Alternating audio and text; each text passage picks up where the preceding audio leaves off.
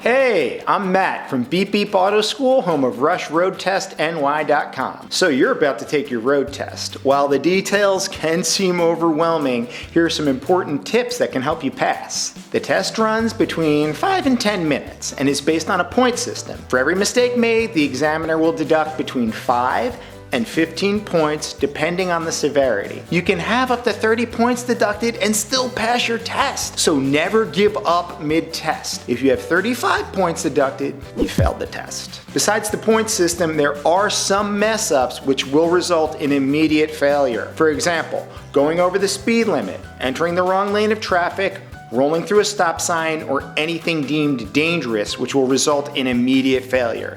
And I might add, rightfully so. Preparing yourself and the car. When heading to your test, leave yourself extra travel time. If you come late, they might not allow you to take the test.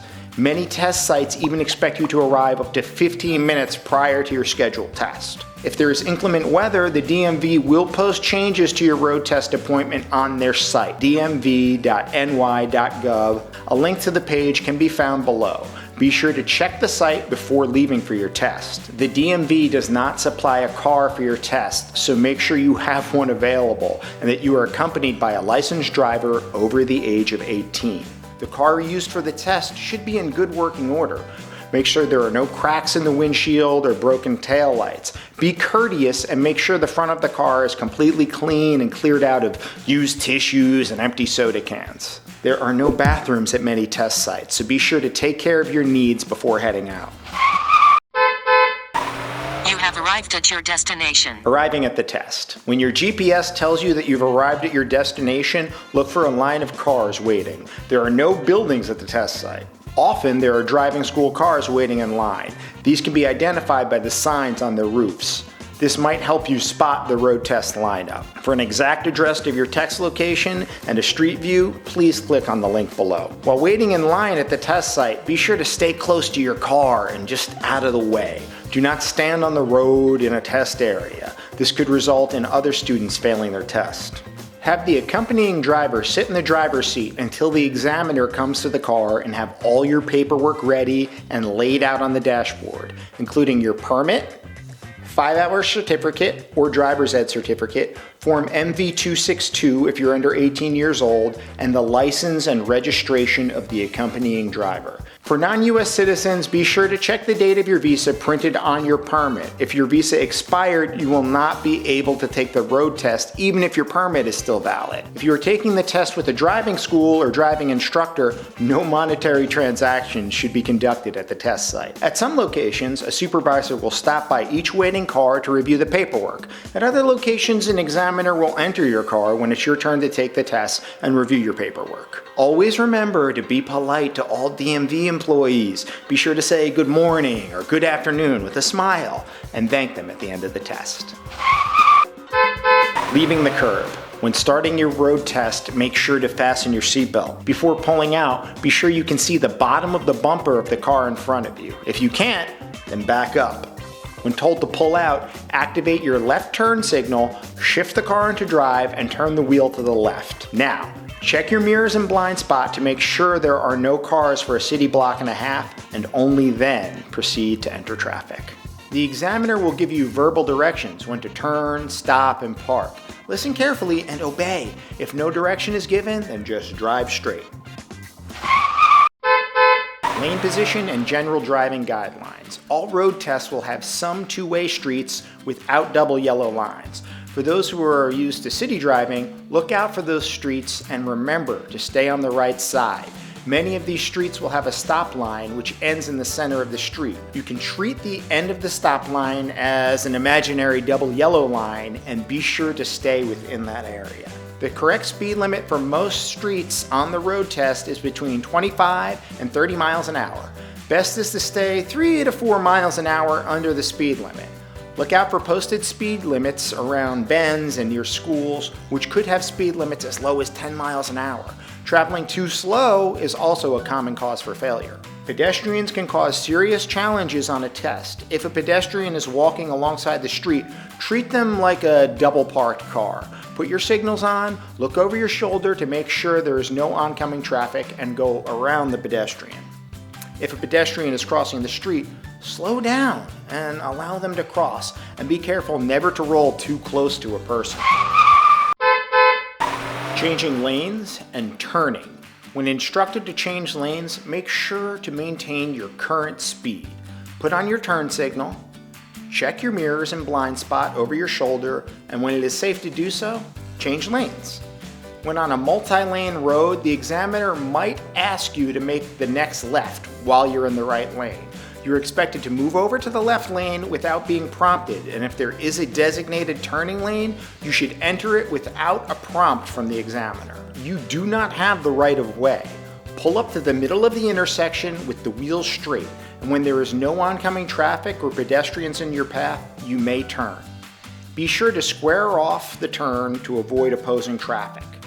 When making a right turn, begin slowly moving toward the right in anticipation for the turn. Be sure to always hug the curb to avoid oncoming traffic and prevent vehicles from passing you on the right. If you have a green light, or you're at an intersection without a stop sign and a pedestrian is crossing, you can start your turn, but be sure to stop before the crosswalk and wait until the pedestrian has safely crossed before completing your turn. As a general rule, when making any turn, always make sure to be in the lane closest to where you are turning and turn into the lane closest to you. Stop signs. There are two types of stop signs: always stop signs and standard stop signs. When approaching either type of stop sign, if there is a stop line, come to a complete stop before the line. If there's no stop line, then come to a complete stop before the stop sign. Always stop sign. These are easy. Whoever gets there first goes first. If you're there first, the other drivers and the examiner expect you to go first and not be extra nice, waiting for the whole town to go before you. The standard stop sign.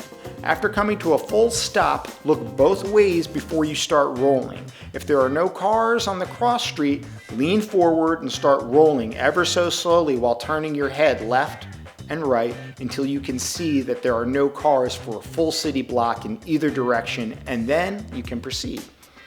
If there is a car approaching in either direction, do not roll at all, even if the car is in the farther lane, as you don't want to be in the intersection unless you're actually ready to proceed. 3-point turn. You might be instructed to make a 3-point turn, K-turn, or broken U-turn. These are all the same turn, just called different names. The first thing you need to do is signal to the right and look over your right shoulder for pedestrians. When safe to do so, pull over to the right a few feet from the curb and come to a complete stop. Turn on your left signal, check your mirrors, and look over your left shoulder to make sure there are no cars coming either way. Once all is clear, proceed to cross both lanes until your car is straight, and put the car in reverse. Look left, right, and behind. When safe to do so, back up just enough that you can complete the K-turn with ease. Put the car in drive, left signal, look left, then right, and now proceed into the right lane. Sometimes the examiner might ask for the 3-point turn right after you park. You would then start the maneuver with your left signal. Before beginning, be sure to back up so you are clear of the car that you parked behind. Parallel parking. Every road test will include the classic parallel park. In most cases, the examiner will give you a nice big spot to park in. When getting ready for your test, do not be obsessed with the parking. Although you need to park well, 90% of those who fail the test fail for reasons that have nothing to do with parking. There are many effective ways to parallel park. I will demonstrate one of those ways. If this is not the way you've been practicing, rather choose the method you know best when taking the road test. When instructed to park, signal right and slow down. Come to a complete stop, lined up mirror to mirror with the car parked in front of your spot with approximately 3 feet between you and the car. Put the car in reverse, check your rear view mirror, and then turn your head to look out the back window. When safe to do so, back up with your wheels straight until you see the end of the other car halfway in the back passenger door and stop. Turn the wheel 1 full turn to the right and continue backing up until your right side mirror blocks your view of the back left tail light of the car next to you and stop. Turn the wheel 2 full turns to the left and continue in reverse until you are parallel with the curb. Put the car in drive, pull up a drop, and put the car in park. If you find yourself very far from the curb, the examiner will ask you to fix the park. You can do so by putting the car in reverse, turning the wheel all the way to the right, check your rear view mirror as well as turning to look out the back window and back up until the back of the car gets closer to the curb. Then turn all the way to the left and continue backing up until your car is straight. Complete the park by pulling up with the wheels straight and putting the car in park. When instructed to pull out of your parking spot, put your car in reverse and back up until you see the bottom of the bumper of the car in front of you. Now, put the car in drive, turn the wheel to the left, and signal left. Check your mirrors and blind spot and make sure there are no cars for a city block and a half. When it's safe to do so, enter traffic. Completion of the test. The examiner will inform you when the test has ended. At that point, you will signal right and pull over to the right. Put the car into park and wait for the examiner to inform you as to how you did. Regardless of what he or she says, just listen and nod. Do not complain about your road test results, as the results are final and cannot be reversed by a supervisor. If you pass your test, you'll be given a temporary license. Your permanent picture license will arrive in the mail within 2 weeks. If you do not pass the test, you can schedule a new test through the DMV, which typically does take 6 to 10 weeks. For an expedited test in a week or less, visit rushroadtestny.com or click the link below. Review this video as needed, and hey, good luck. Thank you for watching.